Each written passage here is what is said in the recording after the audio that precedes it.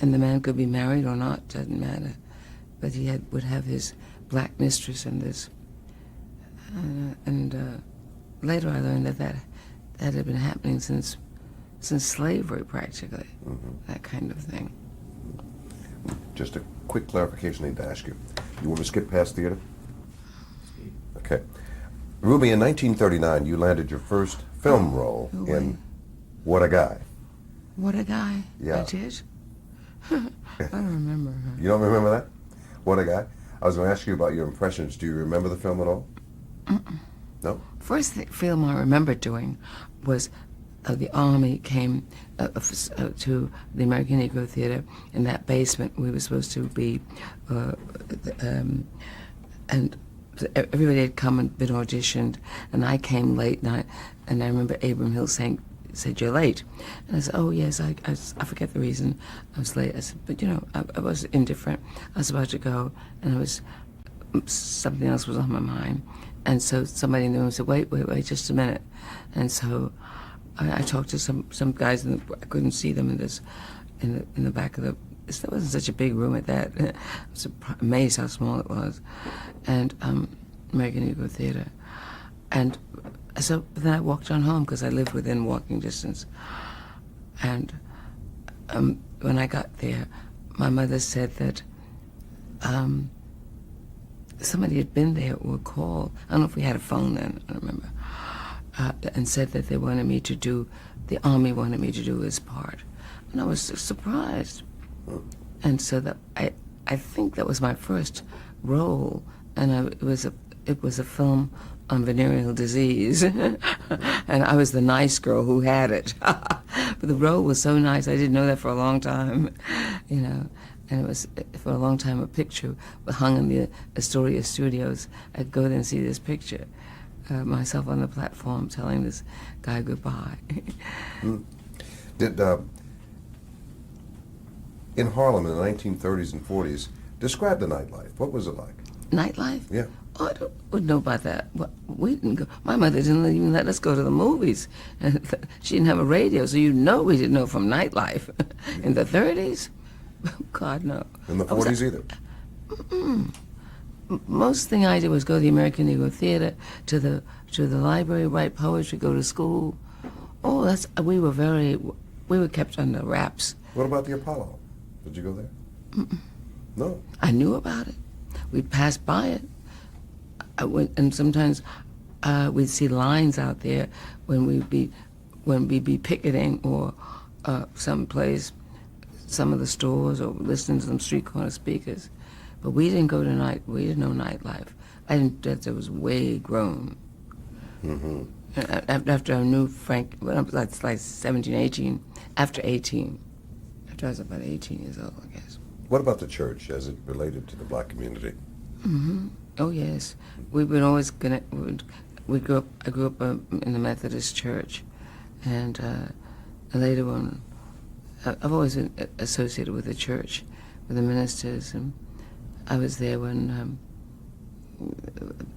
Paul Robeson's brother, Reverend Robeson, I forget his name now, first name, was the minister of Mother AME Zion, and where I think Paul was buried from. Okay, the end of the background segment. Now we'll move into television. Describe the first time you ever saw television. Oh God, I don't remember. See, I don't remember things like that. So I don't remember the first day. Well, I mean, what did you think about, here's this box, black and white pictures inside. Did you ever think to yourself, that's something I'd like to try to do? I don't know what I thought. See, because on one hand, things impressed me very sharply, and on the other hand, I was in a daze. It just sort of all passed by me, you know. And I thought about it later. What I grew up thinking about television. I don't remember being all that impressed or unimpressed, because radio was new to me. You know, I mean, television. I mean, I wasn't into things like that. I mean, it's not like you looked at this box with a picture in it, a moving picture, you never thought about the possibilities of what television could do and the number of people television could reach. Well, that wasn't until after I was married to Ossie, and we started having a family. You know, I was in my 20s before television had impact on me. But I do remember wanting, since I couldn't be a starlet, you know, go to Hollywood. I wanted to be. I was going to work for Walt Disney, and I was going to draw animated cartoons, you know. Because in those days, as I recall, because I remember the job occurring to me, is everybody, you had these strings of artists, and they would draw the characters frame by frame, and that's how you get the animation. And that intrigued me, and I wrote to Disney. I never heard back. I was always writing to Hollywood, writing to, you know. Never heard back from Disney. Did you go to the 1939 World's Fair? Yes. What were your impressions? Is that the Trianon and the Perisphere, something like that? Yes, in New York. Yeah. Mm-hmm. Is that what it's called? Something like that. Yeah. It was a circle. It was a ball and something that looked like the Eiffel Tower. Yes. Yes. Mm-hmm. Yes, I remember going there. Were you impressed with anything there? As I recall, I believe they also introduced television there at the World's Fair. Oh, I remember seeing so many things, being blown away by so many things that Do you remember the first time you ever saw a black person on television?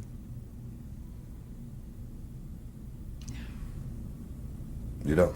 No, because I remember, you know, like Eddie Rochester and Stephen Fetchit and people like that. But I don't remember the first time. No. Mm-hmm. I remember knowing that my first job on television had been as a maid, and I remember expecting that to be all that I would get, the maid or the prostitute, or the really truly angelic person, you know, who's saving people, Mm-hmm. and protecting her family, and protecting white folks and stuff like that. Did you think television would last? I don't remember having any opinion about it. Mm-hmm. I remember just being there, like, you know, like cyberspace and www.com, and, you know, like my mother used to say, she said, oh, she didn't care about traveling. She said, oh, God made it all, so, you know, she wasn't interested. She didn't have that kind of curiosity. Mm-hmm. And so I can't say that I had one of those, oh, I gotta see this and I gotta see that. I don't remember being that actively curious. But yet, I'm sure that I was, because it stimulated my imagination. What was the reputation of the American Negro Theatre in 1939? Did it have a good reputation? Yeah, it was a fantastically well-respected organization. Who was Attracted involved? people. Abram Hill and Abram Hill was involved, and Fred O'Neill, and Hilda Sims and Clarice Taylor, and people like who directed Anna Lucasta, Harry Wagstaff Gribble, who had directed a piece about Helen Keller. We attracted all kinds of people. Curtis Cooksey, Maxwell Glanville, George Lewis, Chickie Evans, Sidney and Harry, and Poitier and Belafonte. Mm-hmm. And so many. It was a. We didn't know how sensational we were. Mm-hmm. What plays were actually produced? Oh, there? I don't remember, but you can look them up. There were so many. Mm-hmm. We did so many, and we had lessons in acting and writing and so much fencing and dancing, and body movement. Now, it was, I think, as important as the group theater in its day. Just give me 2 seconds here. Skip down. That should be coming up on Okay. I don't see. I got all this in my book. Are those all questions I know, but there? it's, Okay. Tell us about meeting Ossie Davis. Oh, I met him. I met Ossie during rehearsals for a show called Jeb. I started out as the understudy to the love interest Libby, and his understudy Bill Marshall and I used to sit together from time to time during rehearsals, and we'd talk about him. Talk about Ossie? Mm-hmm. What did you think of him personally? I didn't think much of him. I thought he looked like a country bumpkin, you know. He was skinny and tall, and he had this Adam's apple that sort of, you know, went up and down when he talked. And he had his jackets and shirts were too big and with sleeves that came somewhere in the middle of his forearm, and the pants came like nowhere near his ankles, you know. And so he really looked like a first one thing and another. I mean,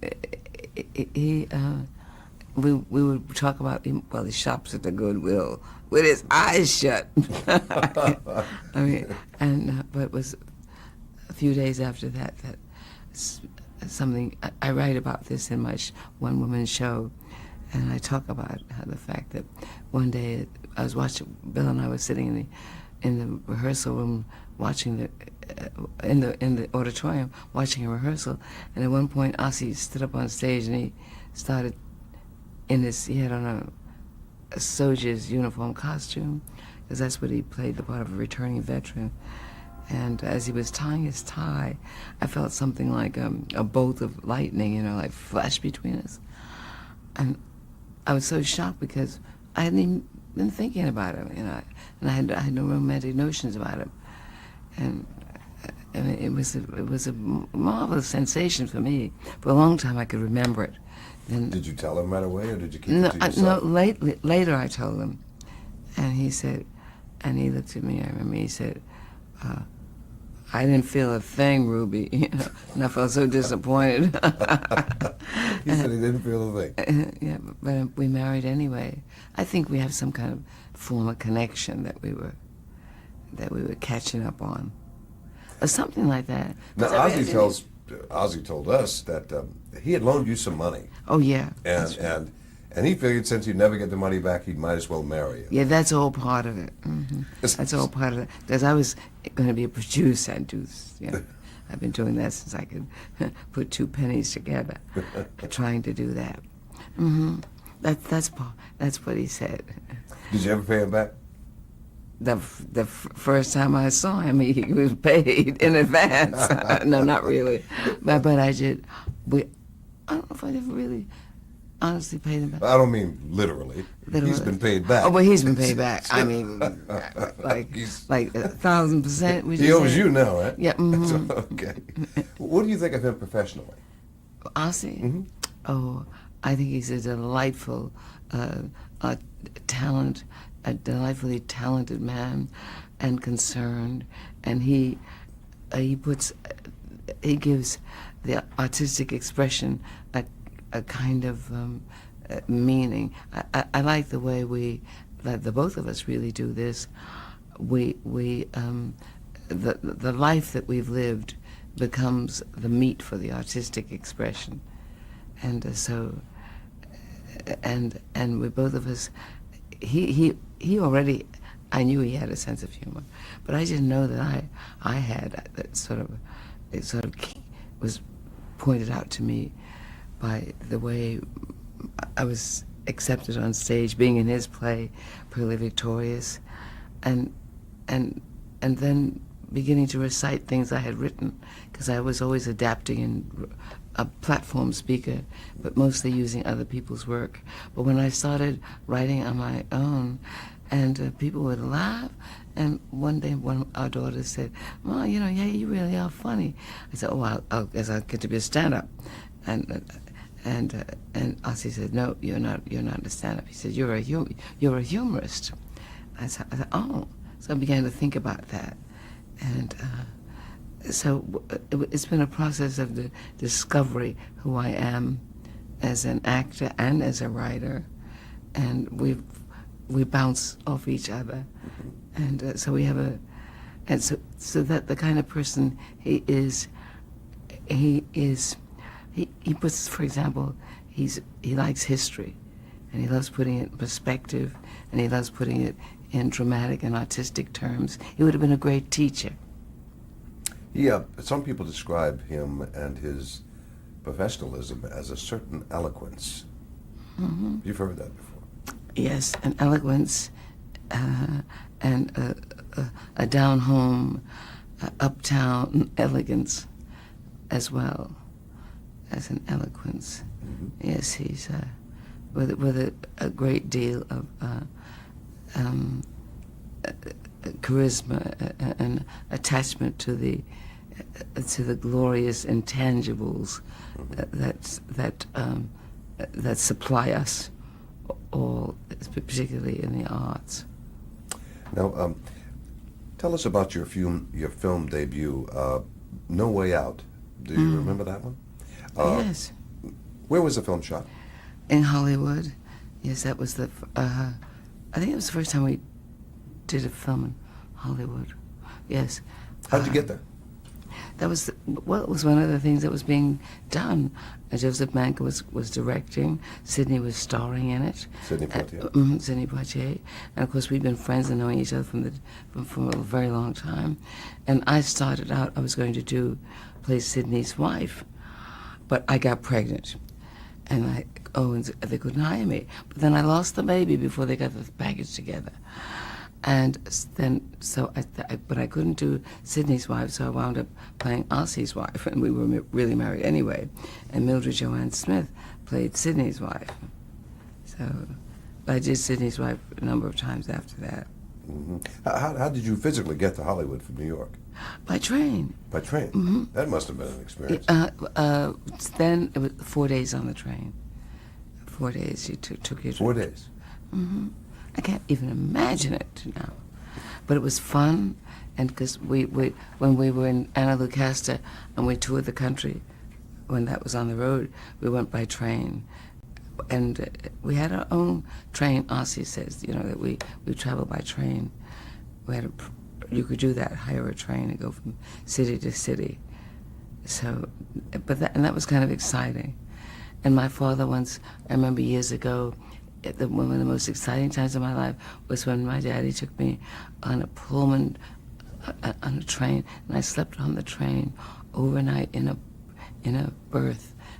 And so I thought it was such an exciting way to travel. I've always loved traveling by train. And I had breakfast the next morning in that dining car, my father, and I never will forget it, because I never saw such white tablecloths and such clear water and such clean glasses. I mean, and the countryside rolling by. I was greatly impressed by it. And I said, oh, my father does this every day. And his friends would look after me. That must have been an adventure. Yes, it was. In 1953, you spoke at a rally at Carnegie Hall. What was it for? I spoke at a rally at Carnegie in support, to protest the death penalty for the Rosenbergs. And I don't know who asked me now. I think it was some of those people who had just left Hollywood during the McCarthy, the witch hunt days, And then I said, well, of course I would do it, Then I got calls. People saying, well, why would you? They'd read that I was going to be at the rally. Why would I do that? That these people were communists. I said, oh, Ossie and I have always used one. Oh, please, communism. Anything that was progressive was called communism. So those of us who were progressive and didn't believe in lynching people and discrimination in jobs and housing and things, and all the efforts against that, you could be called a communist, a red. So Ossie we never took that seriously, because we felt we didn't really belong to that period.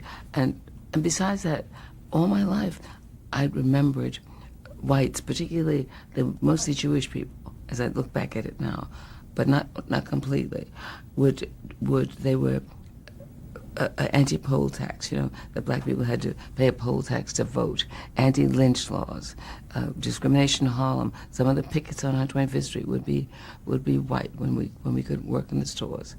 So I didn't feel any qualms at all about coming to the defense of the Rosenbergs. I didn't think they should be shot. I mean, passing some secret. The whole thing seemed ridiculous to us, and to Ossie too. I mean, how can a black person be red? I couldn't understand that. You know what I mean? If you were a little red, you wouldn't even notice it. How can you notice that? So I've always thought that argument was a very dangerous thing, that there can't be any other color of this. Who suggested that you speak?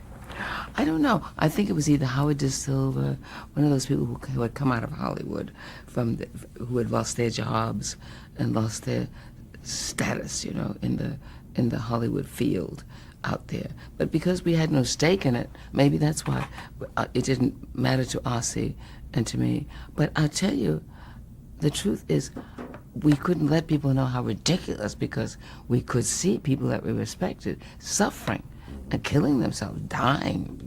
It was a horrible time, having to collect money to pay their rent, to take care of their families. I mean, it was, but the fact of being black, me in Harlem, him in the South, nothing. We got our names in the paper. We were blacklisted, I guess, but we didn't notice it because we didn't get that much work in the first place. And as a matter of fact, after the blacklist, we began to work more, because there was many more, all kinds of different openings. Because now there was really something to be an actor about. There was a whole protest movement and the struggle and the stupidity of McCarthyism, what the country let itself get into. So the protest movement became the subject of stage. Well, yeah, not on the head exactly, but we said whatever we'd been saying all along. I mean, what for Ossie and me, it was and people like us, we didn't have a stake in the system. We were going to eat anyway, because that's how we've been earning a living. We put our notebooks together. That was when we learned that from the Hollywood people. That's how they did it. Konofsky and Phoebe Brand and Marge Nelson and all those people. They came to New York and they got their notebooks and went on the road. And if they got a job, somebody sneaked them a job in Hollywood, then if they had a gig, well, we sometimes fill in with them. So we got fluent also in some of the Jewish authors like Shalom Aleichem and Bina Mahela and all kinds of. So we began to get culturally fluent with our notebooks. Hispanic and it was a marvelous time for us. Sad though, because we could do something to put it in perspective, because we could always eat. I mean, we could go to. We worked for the unions. We worked at churches. We worked lodges, street corners. I mean, all the organizations in the city. We began to find an audience that nobody was paying attention to. What did you say at Carnegie Hall? I don't remember, except I made a statement against the death penalty, that I didn't believe in it, and I did not believe that these people should be killed with two children, and ridiculous that these two people are going to bring the world to an end. And also, the only people like the Rosenbergs that I heard talk anti-lynch laws as I was growing up, that, as I said before, I could see in Harlem occasionally, a few of them on the street corners or manning the picket lines. I didn't care what they called them, communists. I didn't. It didn't matter. We never, Ossie nor I ever joined like the Young Communist League when we were in school. We just never did, because we weren't joiners. We just didn't join things.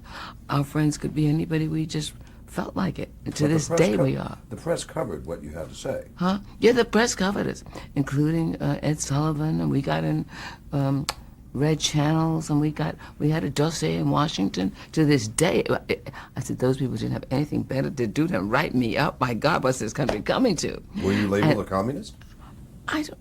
Well, more like a pinko and a fellow traveler.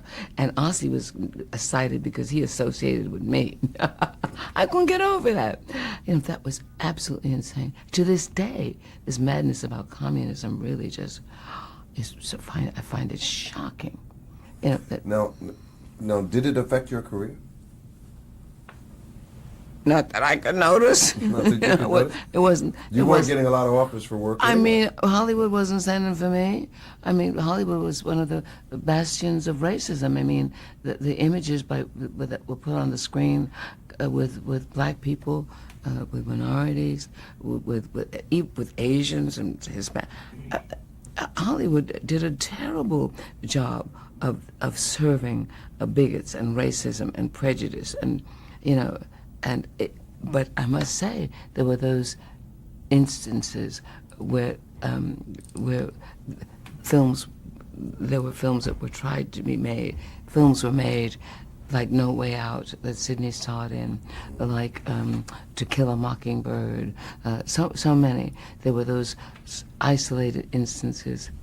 But when I think of what Birth of a Nation did, you see, and all the stereotypes that Hollywood has perpetrated against black people, it's hard for me to forgive it. But because there's so many marvelous people out there, descendants of the people who perpetrated these horrors, I have to say, let's let that go. We can't go there. That we can't go there. And somebody asked me about Farrakhan. I said, brother, please don't go there. Sister, don't go there. Because is this all you got to tell me about? To talk about this all? Let me tell you what racism and bigotry and hatred's about. And we could start a never-ending saga on what happened to the descendants of whom are our friends, the sensitive people. So we can't talk about each other's mamas. Mm-mm. Now, you were listed in the red channels. Oh yeah. And you said you weren't certain if it affected your career or not because of the way things were at the time. But the thing is, Ossie and I, we have enjoyed this. We couldn't care, except that our friends, the people that we knew and respected, were getting hurt and dying and losing everything. But when you don't have anything, you don't have to lose. Anything you get is a... And also, we had to go and we had put our heads under the pillow and say, oh, what is this madness? I mean, can you believe what these intelligent people are doing? Can you believe it? This McCarthy. Can you believe such idiocy? It's like J. Edgar Hoover, that for a long time, everybody knew he wore dresses. But I mean to say, you couldn't seriously. But it was a dangerous man out there, dangerous man. But still, in all, those of us who knew what was happening, we had to go in the back room, close the door, and laugh and say, "The king ain't got no clothes on." You know what I mean? Ruby, did anyone ever tell you that they could not hire you because you were listed on the red channels? I don't remember. It made these things went on without, but oftentimes it let it be known. But I don't know of any job that I wanted. Oh, I was going to get this job. They found it on red channels. I'm not going to get it. Oh, I don't know anything about that. Network loyalty oath? Did you sign one? Mm-mm. I was ready to go. The head was going to testify once when they came to Hollywood. The committee came to Hollywood, came to Broadway, because they've been all out in Hollywood. New York was a big fiasco because, I had to babysit. Finally found a babysitter, ran down to court because Ossie was told the woman, "Oh, my wife's coming, she's coming." I didn't even get a chance to take the oath. Now, the House Committee on Un-American Activities, did you testify? No, I said, well, one of the times when I would have, if they'd asked me, I would have loved to have made my speech saying, I mean, I can afford to be as black as I want to, and red as I wanted to. We didn't have any fear. Is that what you would have told them? I don't know what I would have told, but but I sat in on the meetings, and people were trying to tell us how to protect ourselves. I could go into some ridiculous things you wouldn't believe. They're so ridiculous. And I'm trying to look earnest because, what am I going to, I'm trying to look as if I too need to respect everything that's frightening folks. But it really didn't frighten us. It didn't. I don't know why. I don't know why. I mean, and somebody telling us how we answer this and answer this. We get together, how to strategize, and the woman's going to come. They set your subpoena. Take the subpoena. I'm waiting for my subpoena. You know, You're still waiting. well, I mean to say, it was the whole thing was like cat and mouse, with the cat dressed like a tiger and the mouse dressed like a buffalo. You know, but still, it was personally, but not in general, because too many people were hurt. It was a horrible time for America, but it was also ridiculous. It was stupid. It was juvenile. It was mindless. It was and dangerous, because you can get all these intelligent people acting like they'd lost their minds. We're going to cut here. Ruby Dee interview, part 2 of 4.